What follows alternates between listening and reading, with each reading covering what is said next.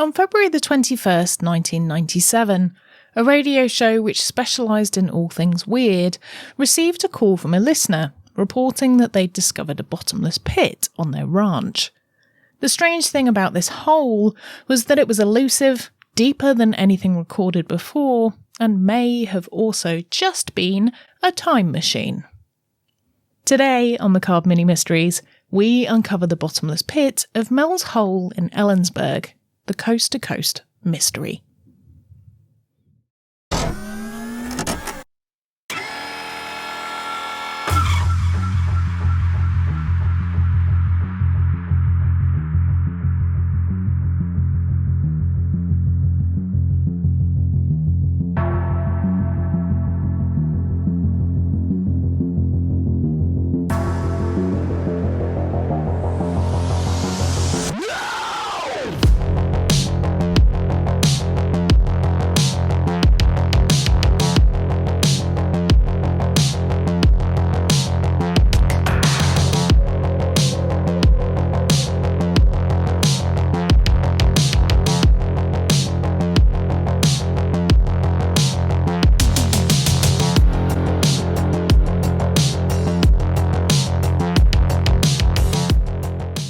Hello everyone, and welcome back to another episode of Macabre Mini Mysteries. I'm Nikki Druce, your host with a silent G, and today I'll be taking you on a journey into another macabre tale from around the world. Today we're going to be exploring a mysterious time portal in Ellensburg, Washington, and I hope you've got a disposable income because you're going to need a lot of fishing line. However, before we get into today's story, if you're new here and you want more episodes where we deep dive into some lesser known historic tales from London and in fact all over the world and beyond, then please don't forget to subscribe so you never miss a new episode.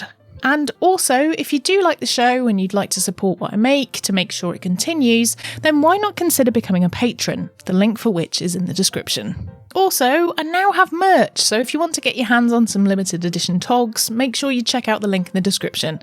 I've honestly just been wearing mine non-stop since I got it, except today where I'm wearing just a plain black t-shirt. So if you're looking for something super comfy, horrifying and stylish, then make sure you check it out. If you're not into t-shirts, then there's also a mug there too, and who doesn't love a novelty mug?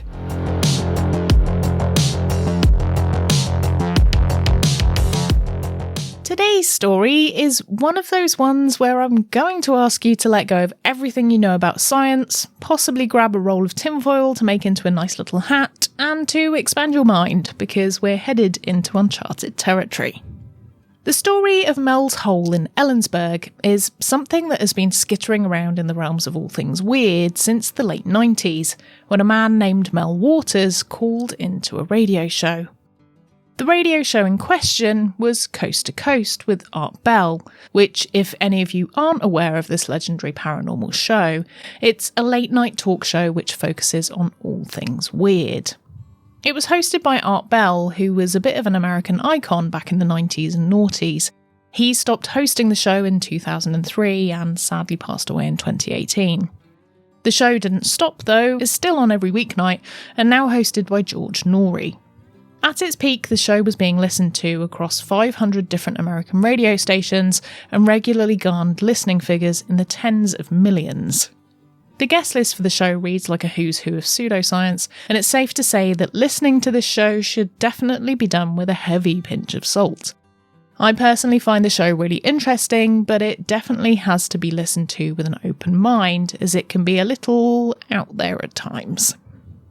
The show over the years had many controversial guests such as the renowned psychic Sylvia Browne, the conspiracy theorist David Icke, and the ufologist Bob Lazar.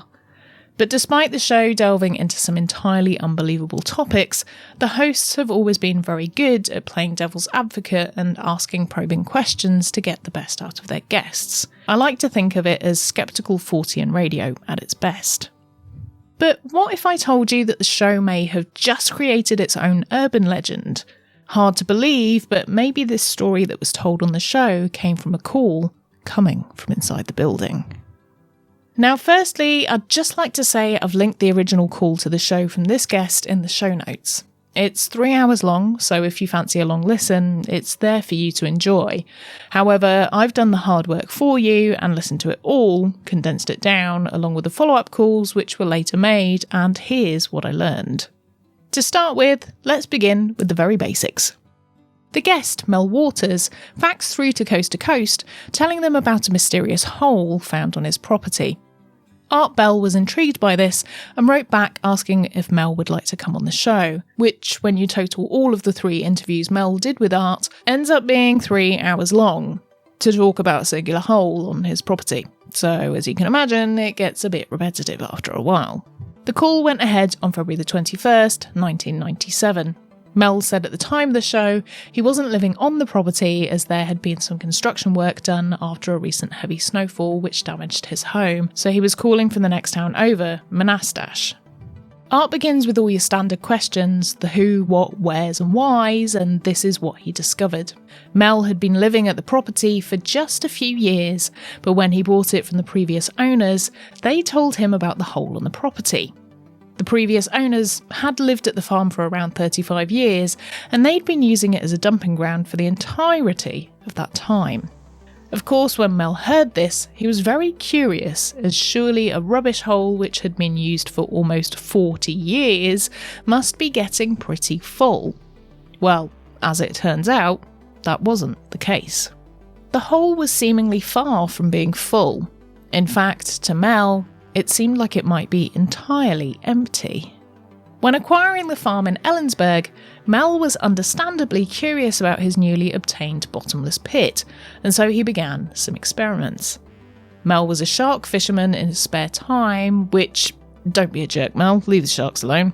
Also, it's a 5.5-hour drive to the coast and back from Ellensburg, so I don't think I'd drive all that way for a hobby, but each their own. Anyway, Mel owned a lot of fishing line. So to begin his experiments, he tied a triangular 1-pound weight to a length of line and then lowered it into the hole. He said he kept adding lines to the finished spools and dropping them down, and from what he could tell, the line just kept on going and wasn't resting on anything. Over time, Mel said he put 80,000 feet worth of line into the hole, so that's roughly 15 miles of line, and he said the weight still never hit anything and he could swing the line around. Interestingly, Mel says that whenever he's taken his dogs to the hole, they don't want to go anywhere near it, and it seems entirely deafeningly quiet inside, even when he's yelled into it. Come on, let's face it, we'd all yell into the hole, wouldn't we? So with the hole being seemingly bottomless, Mel continued with different experiments. He lowered different lengths of line into the hole to see if there was water in it. He tied a roll of lifesavers to the line, which to anyone who isn't American, that's like little mints with a hole in them, like polos, my English folks. He lowered the mints into the hole and left them to see if they dissolved, but when he pulled them back up, they were untouched without a drop of water on them. So if this was a big old hole on the property, why might it have been there? Perhaps it was an abandoned mine shaft or a deep water well. The hole itself more resembled a well, with Mel saying that it was walled for as far as he could see, at least 15 foot, and he thought it might have been a mine shaft, but it didn't look as well maintained as he thought it might be if it was one. Lights had been lowered into the hole, but after about 30 to 40 foot, the light reflected back up wasn't doing anything to illuminate the hole, and so they couldn't see anything further down. Mel said the initial brick-lined well-like structure seemed to open out into rock. The legend of the bottomless pit on Mel's property was also known to his neighbours. As it turns out, they'd also been using the hole as a rubbish dump for a long while, and they just continued to use it, throwing things into it willy-nilly. The strangest tale which circulated in the local area, and which Mel was told by someone in the town, was that a man who had been a hunter had thrown one of his departed dogs into the hole instead of burying it. Which, I've heard a lot of people talking about this story, saying, why wouldn't you just bury the dog? But if this was a hunting dog and the guy had loads of them, I can see why he may have just done this to get rid of it quickly, if he wasn't that emotionally attached to it. I'm not saying that's the right thing to do, personally not something I would do because it isn't, but I can understand the logic behind it. So, long story short, the man throws the dog into the bottomless pit and thinks nothing of it. Then, a few weeks later, he sees the dog in the woods. He tries to call it over, and it ignores him and runs away. Now again, there's lots of holes in the story here, pardon the pun. If the dog was a hunting dog, it probably looked like a lot of other dogs, and so could have been easily mistaken. How did the dog get out? Why was it not injured after being thrown for seemingly 15 miles? And I don't know, there's just lots of things here that don't add up. Mel even says he thinks the story might be fake himself. The farm itself was said to be on Native American land and quite possibly burial land. Now, if you've ever read Pet Sematary, then you'll know this sounds very familiar, so perhaps Mel had been reading a lot of Stephen King. However, no one seemingly spotted this at the time, and instead the conversation turned to pollution. Mel said that strangely, even from the years of dumping rubbish unceremoniously into the hole, the water and soil had been tested in the area and everything was all good. No babies with extra limbs or three-eyed fish were to be found. On the show, Art asked callers to get in touch if they wanted to volunteer to go down into the hole, and he actually had someone call in and volunteer. They did have a few provisos though. They wanted a cage to protect them from any bottomless pit trash-eating subterranean monsters, and a button to instantly pull them back to the surface if anything were to go wrong. When Art asked Mel if he'd ever considered getting into the hole himself, he said absolutely not. He was concerned about whether there was air at that depth, about noxious gases, and overall, he just didn't think it was safe to do so. The caller, however, who offered himself up to be lowered into the hole, had also done some background research, and he let Mel know that he was the proud owner of the world's deepest hole. Put that on a certificate and frame it. The Mariana Trench is recorded as a mere 36,000 feet deep. 7 miles, which is shallow compared to the depth of Mel's seemingly bottomless pit.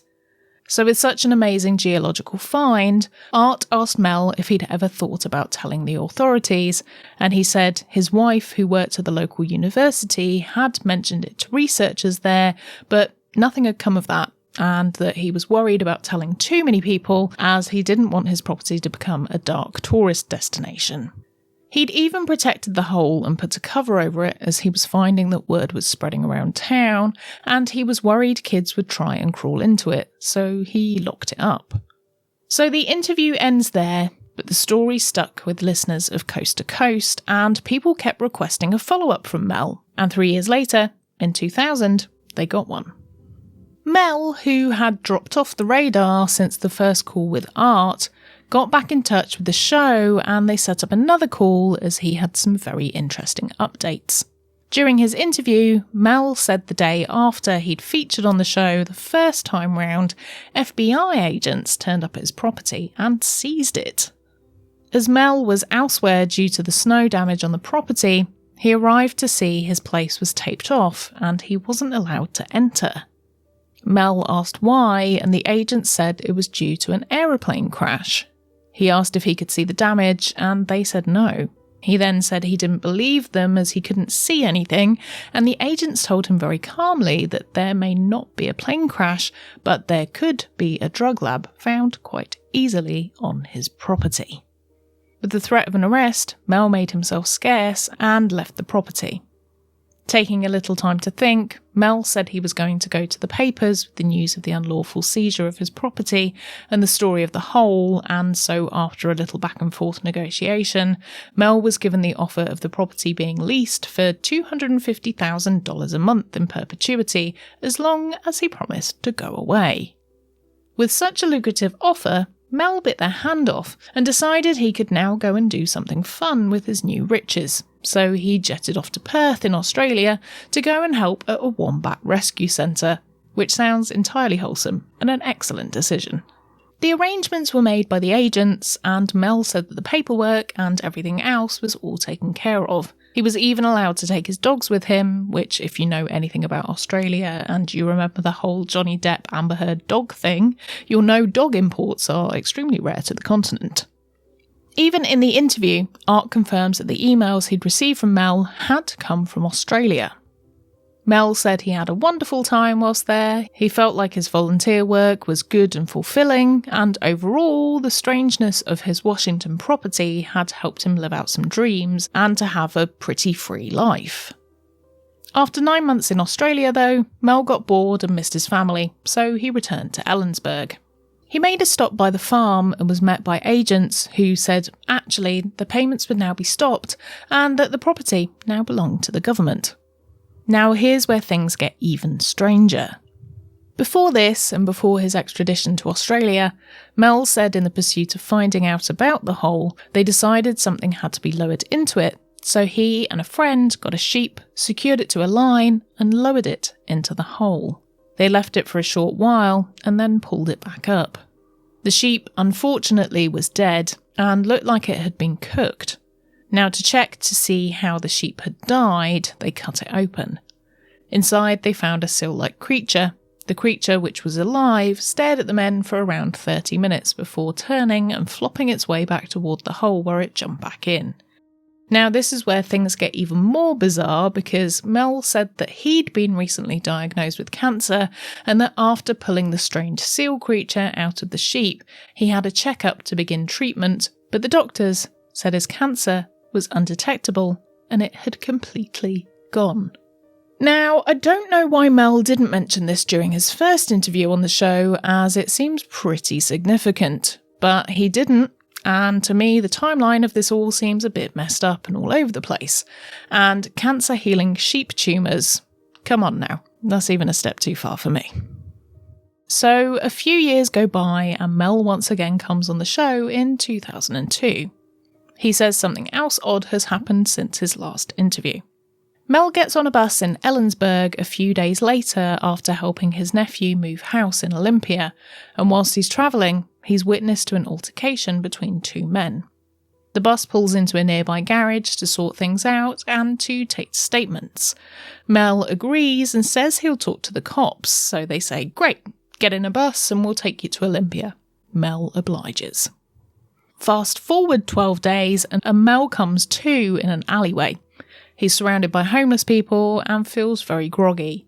He asks them where he is and they say San Francisco in Chicago. Mel says still to this day he has no idea how he got there.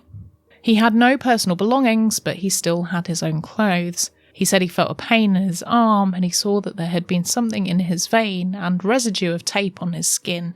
He also had no back teeth, all his molars had gone. Also, it's very odd, but if you listen to both the earlier interview and the third one in 2002, his pronunciation does sound a little different. Mel managed to make his way back to Olympia after calling his nephew, who paid for tickets for him, and then he went back to the safety of his nephew's home. He then stayed in Olympia and didn't go back to Australia. So Mel wraps up his third and final interview with a shocking revelation. He tells Art that he thinks that the Heaven's Gate cult massacre may have had something to do with his property in Ellensburg. He doesn't say why, but he said he believed that Marshall Applewhite, the leader of the cult, may have visited the property before the end of the cult. And so from what I understand here, I think Mel thinks that the hole is actually an alien portal. If you've not listened to my episode on Heaven's Gate, then please do, as that will give you a bit more context on that. Finally, Mel gives out an email address for people to contact him on if they have any questions, so guess what I did? I emailed it, and I'm pleased to say we have... No, I'm just kidding, it bounced back. Since then, others have tried to get in contact with the elusive Mel and his family, but when reporters delved into the story, they couldn't track down anyone of that name having ever resided in any of the towns, not even in Australia. So this story to date has arguably been coast-to-coast's best ever mystery, and it's had people guessing for over 20 years now as to the credibility of the story behind the so-called bottomless hole. It may well be that this is entirely true. The area could be out there and still under wraps by the US government. It's not been able to be located by search parties, and a quick search on Google Maps in the general area does bring up something on a property, which I'm showing on YouTube now, dear podcast listeners, but I don't know. If this is your home and you happen to be there right now, then please let me know. Would it be too far of a reach to suggest this was a very well constructed story which may have just been put together by the Coast to Coast team itself, or perhaps this was an elaborate hoax created by someone, which, if it was, give them an Oscar because it's so fantastically well acted, so much so that it's now become modern folklore. But all we do know is that for now, Mel's Hole will remain a macabre mini mystery.